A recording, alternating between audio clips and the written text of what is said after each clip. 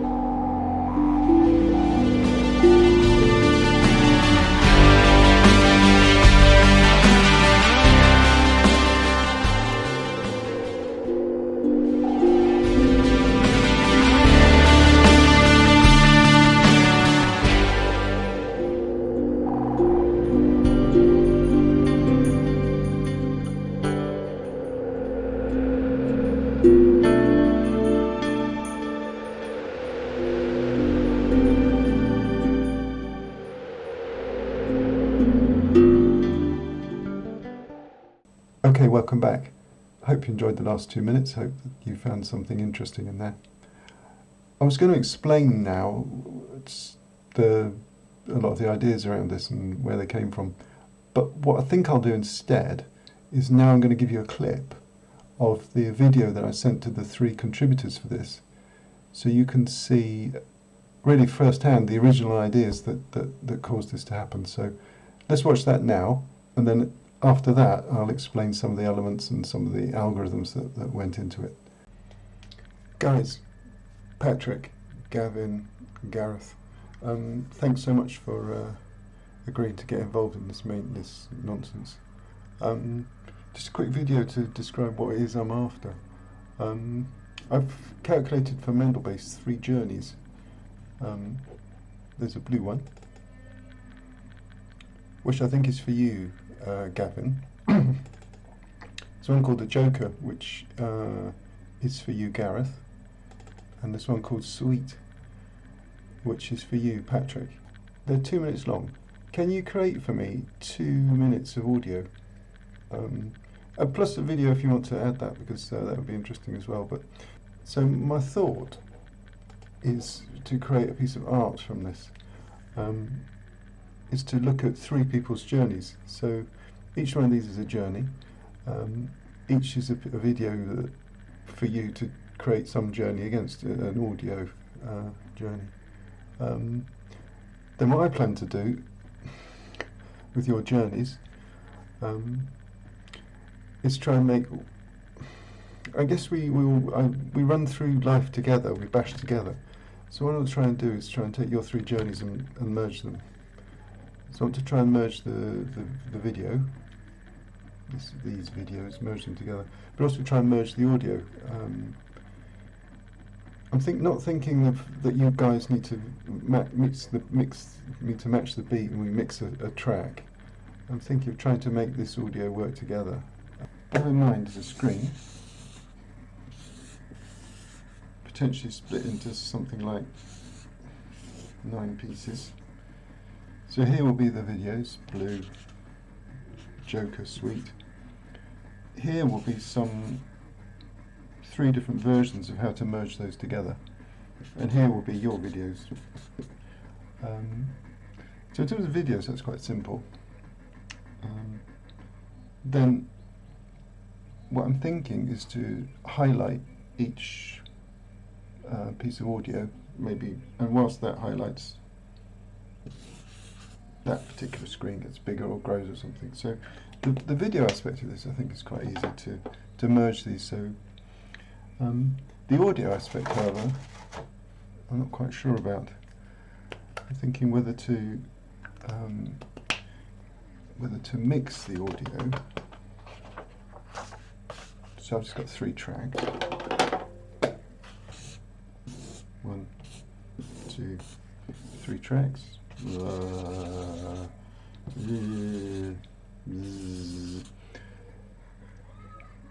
Thinking whether to have some overriding kind of oscillator. And as that overriding oscillator just oscillates over the 2 minutes, it's going to select the audio from 3 tracks, from each track, and just mix them, blend them like that. I've got some other ideas about triplets. So triplets of audio, which might work. I haven't tested it yet, but the idea about a triplet is that one of these tracks, the amplitude of the track decides how much of the other track you get. So if this is very loud, you don't hear that, you just will hear this. If it's very soft, you'll hear this track. So the amplitude of this track, I faded out the audio triplets. That idea didn't really work. It's something I might revisit later. What was important to this project was to find a way to mix the audio.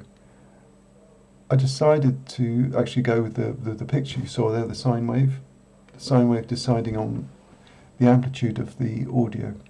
I had 3 audios, and if you think about like a 3-phase electricity, what I decided was to bring each audio in turn. It goes round the circle.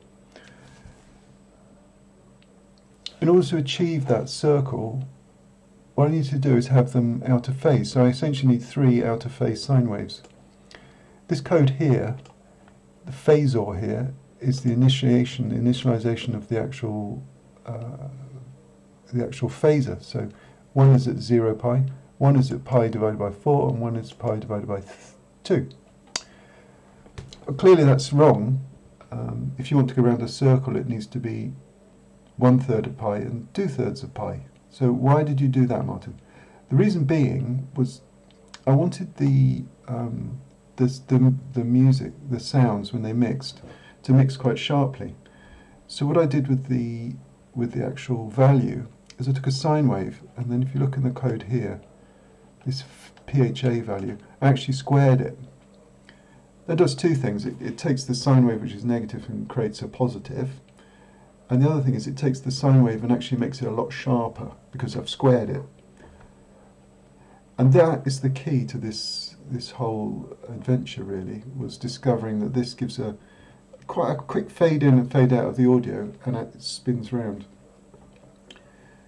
So mixing this audio, this code that you see here, was actually the code that I used for my sampler. So all I did was to read the 3 WAV files that the guys gave me into my sampler. I hacked this around, which changes the volume. And the final thing that I added in order to make this interesting, it's all very well to just cycle the audio, but here I'm exponentially changing the frequency at which that audio is cycling.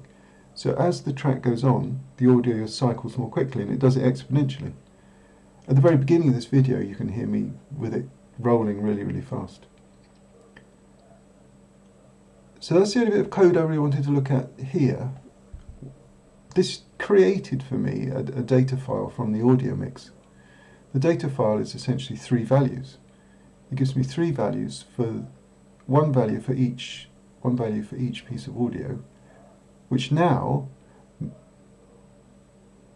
I think the light bulb moment was realizing that this data, these 3 values, make me, the creator of the video, the master of time.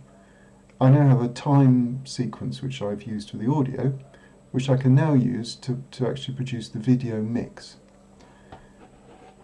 Let's have a quick look at just a little bit of the video, and you can see how this time sequence, how this time affects the video. So here we are. This part of the video here, this little graph which you see growing across the screen, is actually that sine function. And as you watch the video, you'll see that towards the end it starts to cycle very quickly.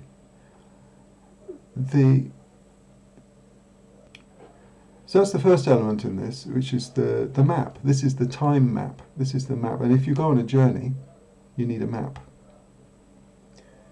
The next element are the three videos. These are the raw videos. This is Blue in this corner here. This is Gavin's. Here is the Joker. This is Gareth's. And here in this corner is Sweet. So why do I call them that? I call this one Blue because it's blue in colour. As simple as that. This one, the Joker, as it actually moves on, you'll see that although it's stripy in colour, as you get deeper in, it starts to change colour and behave quite like it plays tricks with you. Gareth was actually watching the Joker whilst he was creating the audio and creating his journey. So it's kind of linked to the movie as well. And this, I think he created his audio during the kind of chat show scene where everything starts to really come apart. So that's the history of that one. And Sweet, well, it just reminded me of candies, and for some reason that just seemed to ring with my impression of Patrick. So they got named really because of what they were and who I gave them to. So these don't move. These just slowly show you. These just show you the progress of the unadulterated journeys. This one here, as you watch the video, you see this one will grow, and it gradually grows across the screen and takes over. This is a video triplet. This is an image triplet. So we've got three videos. One video, the brightness of that video decides on how much of the other two videos mix together. So this is what I was trying to achieve with the audio, but it doesn't really work with audio. So this is a way of mixing two videos together. And what I've done is whichever video here actually has the highest value will be the one that makes the mix. So as you see these lines cross, you'll see that this video actually changes. The next part, which I think you will have noticed, is the videos of the individual people. Their individual videos fly around the screen. If you actually to watch them, they trace out some kind of Lasidu's figure. They're just sine waves deciding on the thing. Their size depends on therefore how big they are in the mix. So the larger they get in the mix, the lower down their line goes in the screen, the bigger they get. That's that. So the final element is the text. Let's get this to some text. This text here is actually Gareth's handwriting. Well, it's Gareth and a guy called Andy Coates, who's a wood turner who I follow on Twitter. Look him up, Cobweb Crafts, he's called. He's got an Etsy shop and he makes the most amazing things. This bit here is Gareth's handwriting, and every 19 frames it will swap. So here's Andy's handwriting. I wrote some code a long time ago which essentially take a photograph of some writing and then it turns it into a font. So this is how the words are created. So that's it. That's the main elements of this video. I hope the explanation kind of makes it all a bit clearer in terms of how it works. I'm going to put on the end of this video Patrick and Gavin's unadulterated videos for you to enjoy. They're both amazing. Gareth's video doesn't bear being treated like this, and it's better that you watch him on YouTube. So I'll put a link down below to Gareth's video, the actual video that I took to pieces. You have to watch that as one whole thing, really. 2 minutes doesn't do it justice. So that's the process. I haven't really taken too much of the code apart because I think it's going to become a very long video. I hope that makes sense. I hope you enjoyed it.